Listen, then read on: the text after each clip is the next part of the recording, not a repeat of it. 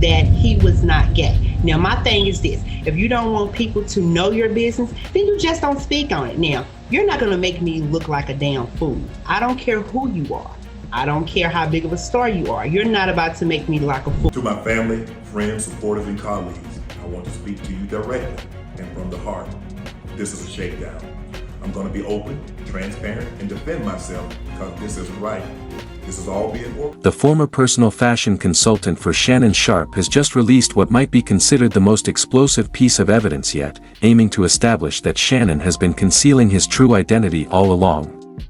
And if anyone believed that Shannon's public image couldn't possibly deteriorate any further following the highly publicized SA legal battle, well, things are evidently about to escalate significantly.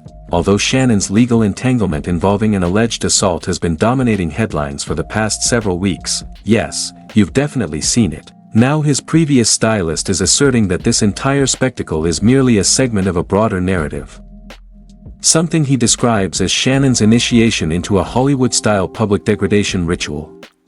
Indeed, he's begun to share cryptic but persuasive materials and casting indirect accusations that could seriously destabilize Shannon's carefully maintained reputation, and it gets even more unbelievable. This stylist is now asserting that Shannon made efforts to suppress him, possibly to ensure that these private matters remained undisclosed to the broader public. So what exactly is unfolding behind the curtain? Did Shannon Sharpe actually attempt to silence a male stylist he once worked closely with? And is there perhaps an even more complex narrative developing underneath the surface? Let's delve into the details. Apparently, the stylist at the center of this unfolding drama is a man by the name of Russell Hollywood Simpson. The astonishing element here is that when Russell initially began working with Shannon, there was immediate speculation from fans suggesting that their professional relationship might have extended into something more personal. Some even speculated that Shannon might be using the partnership as a subtle means to indicate that he identifies with the LGBTQ community. This was likely fueled by the fact that Shannon and Russell were frequently spotted together in public, which fueled widespread gossip. Now, let me be clear. Plenty of people often travel with their stylists, so that by itself isn't all that unusual. However, what didn't help Shannon's case was the fact that Russell had previously been romantically linked to former NFL safety Kerry Rhodes. So, considering Russell's past and his frequent public appearances with Shannon, people online couldn't help but connect the dots. Shannon, however, was not amused by the speculation. The online chatter regarding his sexual orientation began gaining traction very quickly. On top of that, murmurs about Shannon allegedly leading a double life and operating on the down low have circulated for many years. And honestly, given how flamboyant his persona can be at times, some folks said he resembles Miss Nita. It's understandable why the speculation grew. Let's also not forget the incident where comedian Mike Epps subtly hinted at Shannon's preferences, insinuating that Shannon had invited him to be a guest on Club Shay Shay, but he declined due to the circulating rumors about Shannon's interests. He said, "No, Medea, I ain't doing no interview. So you can sit across from me and look at my balls. I'll sit down, nigga." Thought he was going to attack Cat, that nigga. It's called Shay Shay, the nigga telling you. With all of that gossip making the rounds, employing someone like Russell as his stylist only seemed to add more fuel to the fire. So, Shannon decided it was time for a change and eventually terminated Russell's services. However, the way he handled the situation was anything but discreet. Rather than simply parting ways quietly and respectfully, Shannon tried to minimize Russell's contribution, almost as though he had never played a significant role in shaping Shannon's personal fashion. Then, to add more confusion, Shannon brought back his previous stylist, Shelley Davis, and began heaping praise on her for his revamped appearance, crediting her as the true creative force behind his current image. Fans, of course, were quick to recognize what was happening. It seemed glaringly obvious that Shannon was making a strategic move to quash the swirling rumors about his identity. Once, but he kept repeating it. Knowing me? And I get it. My stylist, Hollywood, he was gay. Okay, that's his life. That's not mine. Hollywood no longer styles me. Why? Because I'm loyal to Shelley. She was hurt that after 20 plus years of being my stylist, that I had gone outside to hire someone else. And someone else was getting the credit when she was there at CBS. She was there when I started at Fox. She was there when I was going out and doing red carpet events. And I never had a problem. And for me, in my head, I thought I needed someone outside. Right. I didn't buy one thing new when Hollywood started styling me. Everything, all those LV jackets, all that stuff that I already had it. And a lot of the stuff she had already put together, but I took it apart. So when he put it back together, it was just what she had put together. And I told him, I said, Hollywood, I said, bro, I think you did an unbelievable job. I said, but I'm gonna go back to Shelly because it's hurting her because she had been through anybody that knows me know I'm loyal. Naturally, Russell felt bitter about the abrupt and dismissive way in which he was let go. And although Shannon may have believed that severing ties with Russell would put the speculation to rest, the opposite happened. Instead of keeping quiet, Russell seemed more determined than ever to let the world in on what really went on behind the scenes. At first, he didn't attack outright. Instead, he started slowly, almost methodically, releasing indirect pieces of evidence, posting subtle receipts and video snippets that showed he was in fact responsible for curating Shannon's wardrobe. Russell also took to Instagram and posted a short video accompanied by a caption that simply read, "Let's be clear." But dog, this dude right here be killing the game. I be watching. We killing the game, Hollywood. You straight kill. The ironic part is that Shannon had, both privately and publicly, sung Russell's praises on numerous occasions. But once the rumors began intensifying, it felt like he wanted everyone to pretend those accolades had never happened. Presumably, this was an attempt to maintain the appearance of a traditionally masculine, heterosexual identity. Things escalated even further into absurdity when Shannon pulled off what many have described as one of his most baffling blunders to date. On September 11, 2024, he unintentionally streamed audio of an extremely intimate interaction to his followers via Instagram Live. And yes, we're talking about Michelle, you remember her. This particular audio clip was far from discreet, in fact, it was borderline explicit. There was simply no way to downplay the fact that something private was happening. Neither Shannon nor the unidentified woman appeared on camera, and the stream disappeared almost as soon as it began. But as you might expect, the internet caught it instantly, and clips were circulating across social media before Shannon could do any real damage control. Shannon responded quickly, jumping online to issue a statement claiming that his Instagram account had been compromised. According to him, hackers were to blame for the live audio broadcast. He even released a post saying, "Beware, my Instagram was hacked this morning. My team and I are working around the clock to get to the bottom of this." Eventually, though, Shannon removed that post, likely because very few people believed that explanation from the start. And sure enough, after some time passed, Shannon addressed the incident directly on his show Nightcap. He admitted the truth, the Instagram live stream was indeed an accident, and a messy one at that. According to him, he had tossed his phone onto the bed without realizing that it had opened the Instagram app and gone live, just moments before a very private situation was about to unfold. Someone that is extremely private, and to have one of your most intimate details, the audio heard for the entire world to hear. I'm embarrassed for a number of reasons. People count on Shannon, Shay Shay Media Club, Shay Shay Nightcap, ESPN. There are a lot of people that count on Shannon to be professional at all times, and I always try to be professional at all times. Even when I'm behind closed doors, I still try to remain a level of professional, although I'm in the privacy of my own home. And I'm very disappointed in myself. Not for the act.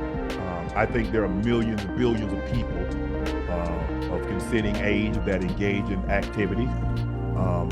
But to have your most intimate detail on the audio to be heard, I'm disappointed in myself. I let a lot of people down.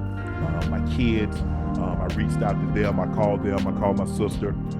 My friends, obviously my friends reached out. But guys, this was not staged. Came in, I threw my phone on the bed, engaged in an activity. I did not know IG Live. I've never been on IG Live. I've never turned IG Live on. So I don't know how it works. And so all of a sudden my other phone is going off and people are calling me FaceTime that I've never talked to a day in my life on FaceTime. And it didn't, I'm like, why are y'all calling me FaceTime? And after a while, Jamie Fritz, who's been my longtime marketing guy, he finally got through to me and he said, Shannon, you on IG Live. I'm like, doing what? You know, I'm like, what am I on IG Live for? I ain't in no IG Live, but he says, they can hear. I'm like, so now, Ocho, you know, I say ask for patience. He said they can hear. And now I'm starting to get agitated. Shannon also took that opportunity to clarify that the event was not orchestrated in any way. He insisted that there was no underlying motive and that the live stream was simply an unintentional blunder. But skeptics were not convinced. Many pointed out that it takes several deliberate actions to actually go live on Instagram. It's not something that happens with just one accidental tap. As a result, speculation only intensified. Some people began to wonder if Shannon had intentionally leaked the audio to control the narrative surrounding his sexuality. Others suspected it might have been a strategic move to divert attention from an even bigger scandal that was potentially on the horizon. That audio clip, to be honest, didn't help him at all. Listeners commented that Shannon's voice sounded unnatural, almost as if he were putting on an act. And as we all know, the internet is lightning fast when it comes to picking up on anything that feels even slightly off. What made the whole situation feel even more suspect was Shannon's response. If the live stream truly was accidental, why did it evolve into such a dramatic saga? And let's not forget the strange details surrounding Michelle. Her name popped up out of nowhere, and Shannon's explanation about the incident was vague at best. He claimed his assistant Jordan had ended the live stream, which only made things seem more suspicious. If Jordan had the ability to shut down the stream, wouldn't he have also been able to start it? As if that wasn't messy enough, Russell wasn't about to sit quietly while Shannon tried to spin the story. He started posting cryptic messages on Instagram that cast even more doubt on Shannon's version of events. In one story, he wrote, "I love my private life, but you may see a little bit, just not too much, I'll tell you that."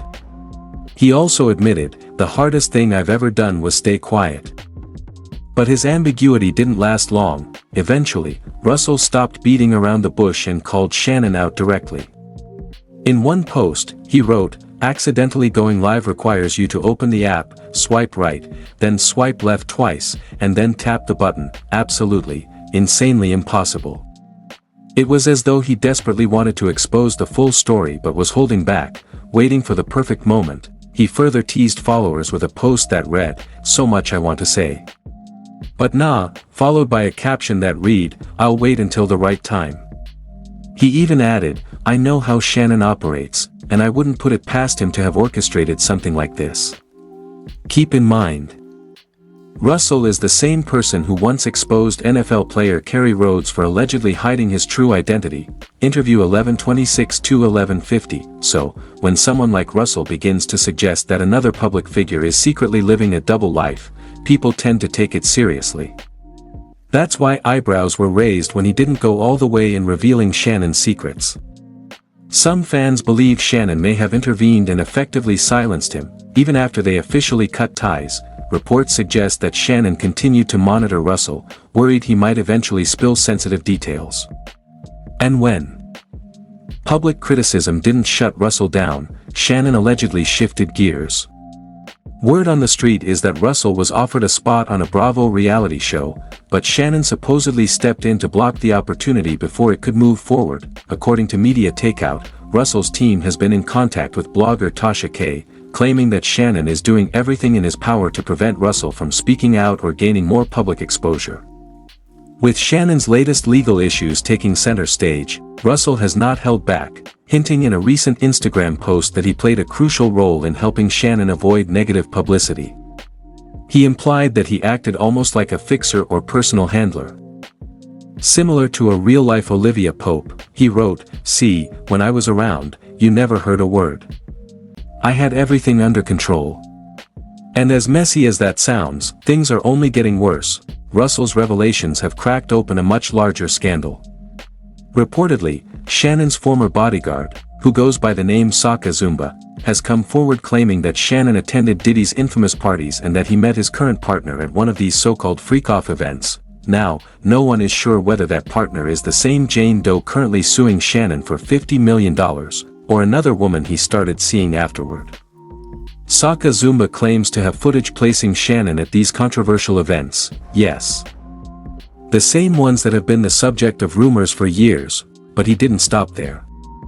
Saka dropped a bombshell allegation, suggesting that Shannon may identify as bisexual. More disturbingly, he also claimed that Shannon was romantically involved with a girl who was underage at the time of one of these events. He tweeted, FNDA, that Ninja Shannon met his 304 at a Diddy party when she was 17. Watch Cat back and you'll understand. Let's pause and unpack that. 304 is slang for a sex worker, and the reference to Cat Williams implies that there's a deeper layer to this story, especially considering Cat has publicly alluded to questionable behavior within Hollywood circles. That tweet didn't last long, it vanished almost immediately. But we all know how the internet works. Once it's out there, it's there forever. The digital world never forgets. Screenshots had already begun to spread widely, and the tweet managed to achieve viral status almost instantly. The timing of the entire situation appeared far too coincidental to simply brush aside or overlook. Simultaneously, Shannon had just made it public that he would be taking a temporary leave from his position at ESPN until the NFL preseason resumed. Naturally, individuals are now casting skeptical glances at the unfolding circumstances, trying to figure out what might genuinely be occurring behind the proverbial curtain.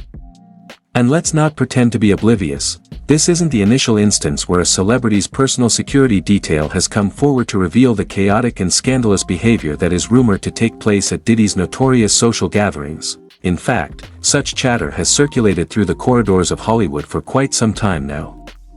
These security professionals are not merely responsible for shielding the rich and famous, they are privy to everything that happens in their orbit. One such former bodyguard, known in circles as Big Homie CC, who was formerly assigned to Jamie Foxx, has openly spoken about the outrageous antics he observed during these exclusive events. As per his account, he once witnessed a fully grown adult man sprinting around entirely nude at one of Diddy's elite soirees. So with Saka Zumba now emerging and spilling details involving Shannon, the situation is undeniably messy, but for those who've been paying attention, it isn't exactly shocking. And his hospitalization was due to Diddy. There are stories of him getting beat up and getting put, but I know he was on a movie set, but something from an altercation or something from drug related that was given to him. Diddy will pull up and get wild with you by himself. Like he's not soft. So that's the whole thing with him, like, you know. He'll pull up and take something like it. Bro, he'll pull up and, bro, he slapped Drake. He did, and everyone looked over that. So here's the story that really goes off the rails. With a 17-year-old girl during one of Diddy's infamous parties. And let's remember, Shannon has publicly and emphatically denied ever attending any of these types of gatherings. In fact, in an earlier conversation with Kai, he claimed that he wasn't even well known enough to be invited in the first place, interview 1610-1738, but now, following the disclosure made by his own former security professional, that entire version of events is being cast into serious doubt. People are dragging out receipts, making connections, and outright challenging the inconsistencies in his previous statements. But hold on, don't think the conversation ends there. Another narrative is gaining traction online. And it's quite compelling, as supporters are beginning to speculate whether this entire controversy could actually be part of what some refer to as a humiliation ritual. For those unfamiliar with that concept, a humiliation ritual is said to be a covert or public initiation or event meant to disgrace, dishonor, or embarrass an individual, frequently done in front of others or within a widely visible setting. Supposedly, after enduring such rituals, celebrities often experience a significant career boost and start earning astronomical sums of money. And the timeline of events really seems to fit this theory. You see, Shannon is reportedly negotiating a massive deal, valued at $100 million. For his Club Shay Shay podcast, which, notably, exceeds the total earnings from his entire tenure in the NFL, which is no small feat, then, all of a sudden, he was hit with a lawsuit from a woman accusing him of some incredibly serious actions. She alleges that Shannon manipulated and exerted control over her and further claims that he assaulted her from behind on 2 separate occasions in October 2024 and again in January 2025, completely ignoring her repeated pleas for him to stop. The legal filing includes detailed descriptions of what she claims were threats and physical intimidation. According to her, Shannon would not accept no for an answer, even as she cried and screamed. She says they originally met in Los Angeles at a gym and were involved in a mutually agreed-upon relationship that lasted for 2 years. However, she states that his demeanor changed drastically and that he began making alarming threats, allegedly stating he would forcefully assault her when she tried to share her location with friends. She further accuses him of frequently demanding that their private moments be recorded, sometimes without her awareness, under the pretense that the footage was strictly for his personal use. However, she now alleges that he shared those videos with others on multiple occasions. Shannon has since issued a statement, categorizing the lawsuit as a transparent and calculated effort to extort a large sum of money from him. He says that Ms. Zuniga presented him with a secretly filmed video of one of their intimate encounters, which he contends has been heavily edited and intentionally misrepresented to make a consensual interaction appear coercive. The statement continues by asserting that the video misleads viewers due to deliberate edits and by omitting important context from earlier text conversations. He emphasizes that this was a consensual adult relationship that included fantasy elements and specific role-playing scenarios that were directly requested by Ms. Zuniga. The recording she later showed to him during what he described as a blackmail attempt, he claims, is a manipulated clip that distorts the true nature of their consensual activities. Shannon Sharpe completely rejects all claims of coercion or inappropriate behavior, especially what he calls the outright fabrication of assault, and makes it clear that he refuses to yield to what he views as an outrageous scheme of extortion. He asserts that he is committed to the truth and fully intends to confront these accusations head-on in a legal courtroom. He welcomes the opportunity to be exonerated through lawful proceedings and a verdict rooted in objective facts and established legal principles. So yes, it's very much giving humiliation ritual vibes, just like the internet sleuths are suggesting. And if the result is $100 million payday, it isn't exactly hard to see why someone might be willing to play along. But I'm curious to hear what you all think about this tangled mess, so go ahead and share your reactions in the comments, and then be sure to check out the next video right after this.